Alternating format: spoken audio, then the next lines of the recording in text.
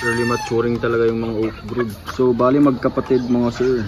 Kung natatandaan nyo mga lodi, yung pinost ko na comparison na magkapatid, itong natural lang na 3 months tapos early maturing. Actually selected ko na talaga yung puti mga lodi na iiwan ko to, tapos i-out ko yung kapatid niya early maturing.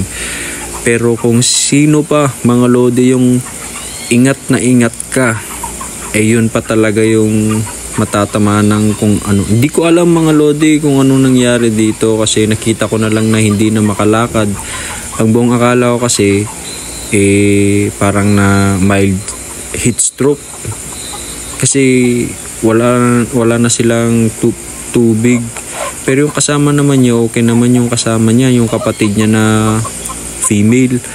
Pero laking gulat ko, hindi na to talaga makatayo. Parang tumigas na yung binti niya pababa. Actually yung katawan niya mga lodi talagang tumigas na, na-paralyze talaga. So yung ginawa ko, dali-dali kong pinainuman ng antibiotic.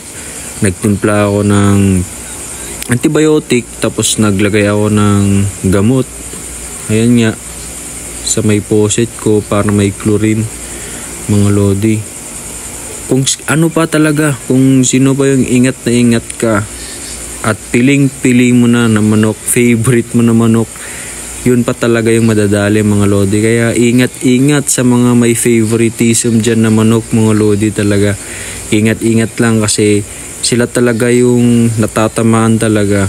So ayan nga mga lodi, nilagay ko dyan. Binuhusan ko ng maraming tubig.